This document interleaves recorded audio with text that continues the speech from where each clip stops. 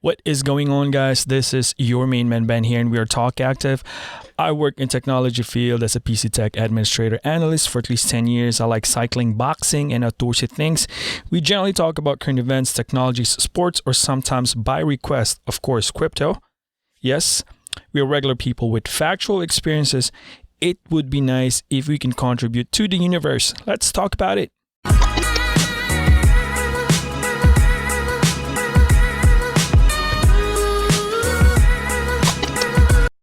What is good, my good people, man? I know it's unconventional. What we do here is we do one podcast a week, but times are really different because there's a lot of price action happening, especially in the crypto world. Now, if you're really some kind of active in the crypto world, it has been a crazy week because of the price dips that we are experiencing. And there's a bunch of news that we're going to bring. I hope you guys are heeding some, good decisions like in the beginning of the week or just, last weekend and then proceeding to this week because it's Thursday and it's about to be weekend. But what's transpiring right now is it's amazing. It's crazy. But couple of things here. We're gonna make this short as much as possible. I know it's going to be not short, but whatever. But we're gonna chill. Quickly shout out, man. Polkadot. Let's give this a quick hit. Look at the coin that I have been shilling for quite some time. Polkadot is amazing, guys, because it hit an all-time high of $12. If you look at it today, right now, it just hit 13.1. Wow. That's the new all-time high as we speak. I was pulling this graph a while ago. It was 12 something and now it just peaked out at 13.1. Polkadot is on the rise. It's chilling and it has not been in the market for like a long time to be exact, but not even a year, I believe. But then again, the rise of Polkadot is getting really, really popular. As per coin market cap here, it ranked number 5, guys. Right now it's number 5. Price change is $4.18 in the past 24 hours. That is insanity. The level of that change is unparalleled. It's because of contributions of things that's happening within the Polkadot network. If you may ask, why is it on the rise? It's because it used to be top 10. Now it's sliding in XRP's throat. It's rocketing because the structure of Polkadot is very, very unique. These chains that they got can interoperate to other coins, and with that being said, Polkadot is one of the most, I would say, coin to watch to in the top 10 because it has this capacity, if you ask me personally, to overtake Ethereum. Why would I say that? It's because Polkadot in the get-go is highly scalable. It doesn't have that problem like Ethereum have. Ethereum has problem with that in the get-go. Ethereum can process 20 transactions per second right now. And that's not a lot, to be honest with you. If you inject Ethereum into a mainstream level like what Visa, MasterCard, American Express can do, thousands of transactions per second. That's why we can just swipe those cards that we got in, gas store or groceries, and it can just, seconds and you be done. Approve. You see that approve screen in the point of sale machine, and you get your receipt. Well, Ethereum doesn't do that. It's more I will not say scalable. Can be scale, yeah, with the assistance of other sharding method or language like Zelica. They're not associated, but some sort of like sharding method to scale Ethereum. But that's not even implemented like in a full-blown scale yet because there's a lot of challenge. Polkadot is different. Polkadot can there's so much project crazy stuff even in DeFi world for Polkadot. That's why it's making it such a big potential coin. It can go interoperate with other chains or coin and work with them. So what I'm saying here, guys, is that Polkadot got that scalability issue. They don't have that. How much? Let's check out how much they can process transaction. So Polkadot can do 100 times better than that, guys. And on top of that, Polkadot is built in as a scalable coin already, not like Ethereum that was built on Ethereum 1.0 is based on proof of work, which is a hardware, very taxing method. It's a proven method, but sustainable of electricity, environmental factors. You know, Iran is going crazy about mining, but there's so much miners in there. The air quality of that nation is not good anymore because they're using low-grade fuel to power their factories to provide electricity to the community. The problem there is that, you know, Iran got sanctioned by United Nations or America, so they can't get oil or other source on that. So they have to put low-grade fuel in their factories. As a result, there's a lot of environmental factors. You got to put that into the entire context. Now, Ethereum 1.0 is proof of work, and it's hardware dependent. Now, the movement to Ethereum 2.0 is going to be proof of stake, but it's not even done yet. First stage has been introduced, but it's a long way to go. Currently, it's still in that method. And on top of that, Polkadot is not like that. It's already, proof of stake. So it's not in the get-go an origination as it created. It's not like Ethereum, so it already beat in that aspects. And the scalability of Polkadot, the fact that it can work to other apps or ecosystem is unparalleled. So there's a lot of things that they call parachains and different methods, and there's just so much going on in Polkadot. I'm telling you, you got to get into that train, because I think Polkadot, one way or the other, it's going to challenge Ethereum side by side. It's not just we're creating some FOMO here, but talking about just technology wise, its potential, given that Polkadot is not even that long in the market yet, and it's breaking so much new barriers that Ethereum has to yet get into it. Since Ethereum was introduced earlier than Polkadot, it has that advantage. But if you talk like side by side with technology wise, what it can do, I mean, Polkadot is just crazy. It's crazy. So what we have here is $13 all-time high for Polkadot. I'm just saying, check them out. Now let's check out XRP, guys. So here's the most interesting part. SEC, the director, leaves his post, and it looks like XRP did not recover. It fails to bump up its price just because, you know, they got lost. So with SEC, now the thing is that a lot of damage has already been done on the XRP network since it has been delisted by a lot of exchanges, including Coinbase. Let me just show you this real quick. Trading in XRP will be suspended on January 19, 2021. Your ability to deposit and withdraw XRP will be not be affected. Okay, this is for Coinbase.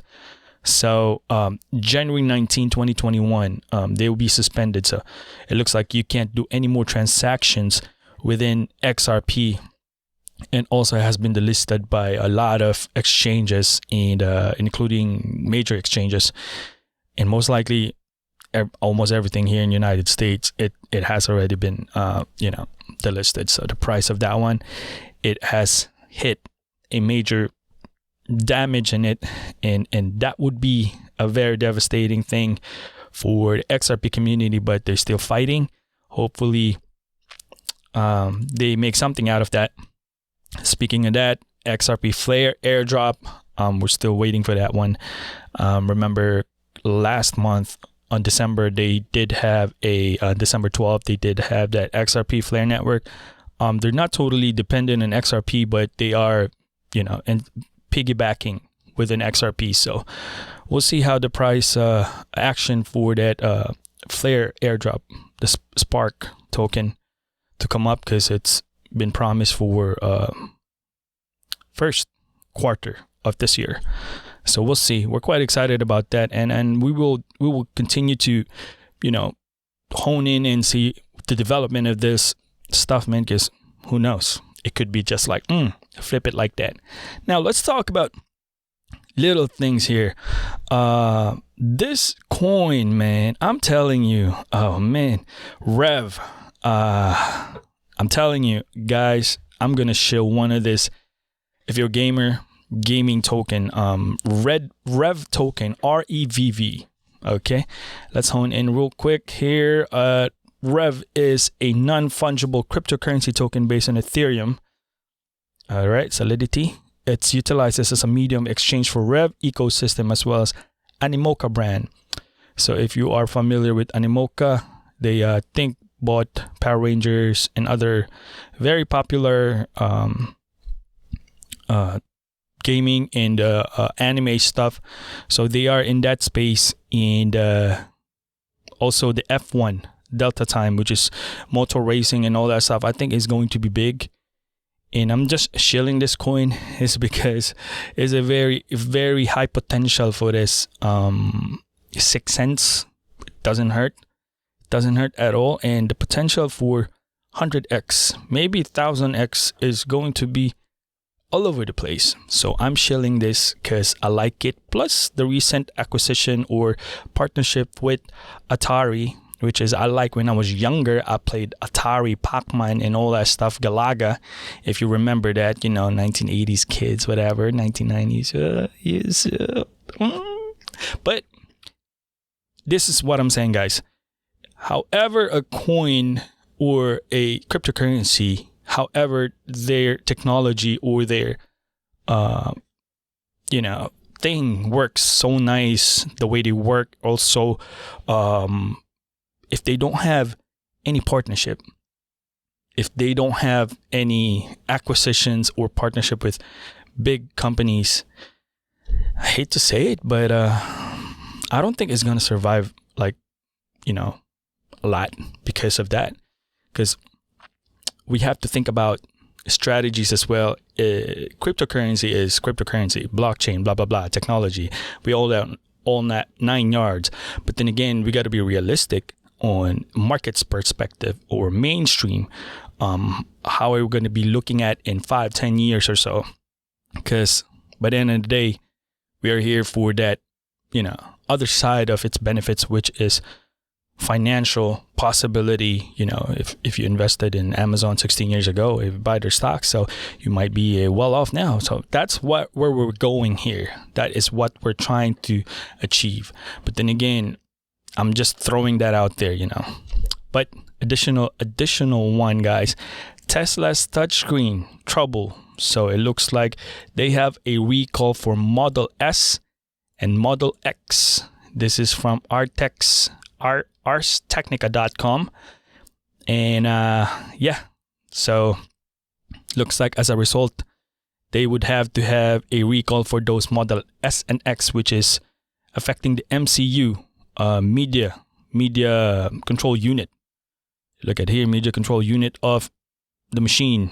So as a result, there's a little bit of price action in Tesla stock. If you're in there, the market's a little down because of that. But we're talking about 158,000 vehicles that is defective on touchscreen. So just mindful with that one. And now let's talk about one last thing before we proceed. I show you the Baltimore Ravens. Whatever, let's talk about this. Baltimore Ravens game and Bills is going to be rock and roll this Saturday, 8 p.m. I hope, this boy right here is Baltimore Ravens. Boy, what's up with you? It's going to be a good game. I hope the Ravens going to win because We are the underdog on this one. Now let's talk about Bitcoin. Okay? So last week is crazy, especially yesterday. It was really, really critical because we are at that point where we try to capture 33,000. We don't want to go down there because here's the thing. It's recovering right now. It's really easy to talk when it's recovering. But then again, if you are a little old timer in the space, you understand when in the past, when it took its all-time high, when that specific coin right there took the all-time high, its parabolic movement, it's unparalleled. It never seen that level before. That high of a level does not have any support. So anything can go in that parabolic movement, meaning it can just stay to 40, 45,000, maybe 50. No one has a data on when it will stop. It's important for any parabolic movement to adjust. That's why in our last episode, we talked about it's healthy for the space or Bitcoin or in any coin at that matter because it needs to meet that support. Now we're talking about bouncing back. Oh man, there's so many schemes that I can probably tell about this. Bitcoin is recovering, which is, come on man, 42,000 all-time high. And now we're hitting what per coin market cap at 39,408. And I believe price change in 24 hours is 5,377. I mean, come on. And on top of that, there's eToro and other exchange running out of Bitcoin to trade or exchange or sell. The market cap or the supply for Bitcoin, last week we talked about it's only 22% that is circulating in the exchanges. And that's not a lot considering institutions are buying by the bulk. And once they buy that Bitcoin, they put that and stash it in their vault. Probably will never see a day of light for a long time. For a long time, guys. That's a fact. And now we are looking at this shortage. Exchanges are not getting enough to sell for them, to sell or so. Partially, I would say it's a contribution of institution. That's a fact. I'll give you a rough example. PayPal. If you're in PayPal, you're going to buy Bitcoin, okay? You put no matter $10, $20, $30, that's given. For example, you put $10 in it. When you buy $10 worth of Bitcoin, PayPal will not give you the actual Bitcoin. They will not give you 0.0000567. Nope, that's just an example. They will give you the actual dollar that you paid. If you plan to withdraw, you have a basis. If your $10, you purchase it while the Bitcoin is only $10,000. And when you're about to cash, your $10 worth of Bitcoin is already 20,000, meaning 20,000 is the value of Bitcoin. They will not give you the Bitcoin. They will still give you the cash. So cash in and cash out for PayPal. You know why that's a problem. A lot of people that's getting into space doesn't understand that. They just understand the value of their dollar, the fiat. This is what we understand. The thing is that PayPal is stashing Bitcoin. You know, what I'm saying is this is the government. You know, let's just print money. Whatever we got here, inflation, we'll say we're going to pump up a lot of money, free money, but we don't know what the backup is. We just flood money in it. PayPal is just giving you their dollars. We'll give you your American dollar. We'll give you your fiat. But we're going to keep the Bitcoin. We're going to keep the value of the Bitcoin. What happens here is that if I purchase $10 in PayPal, they're going to take that $10 to an exchange or so. They're going to buy it themselves. They're going to keep the Bitcoin, the actual Bitcoin, but they're going to give you your dollar. Estimated value of your $10. That's part of the problem because they're hoarding the coin. Basically, they're holding the Bitcoin and keep it themselves. PayPal will keep the Bitcoin. You can get the dollar. They don't give up on that one. They can keep the dollar. So just be mindful. We're talking about that because Bitcoin is in that critical moment again where we're about to hit 40,000 and it can go ballistic. It can go 45, 50, even further than that, guys, because supply and demand, it's clearly been dictated that the supply is not that much. It's not that much. So huddle, maybe hold, and we'll find out. But risk management, once again, no one's going to tell you what to do. We're not financial advisors here, but risk management, we're just spreading some love here, some good news. But that's it for today. Is going to be a great weekend. I hope you guys stay healthy, and don't forget to hit that like and subscribe button there, okay? But once again, this is your main boy. Always remember, God is good all the time. Peace out.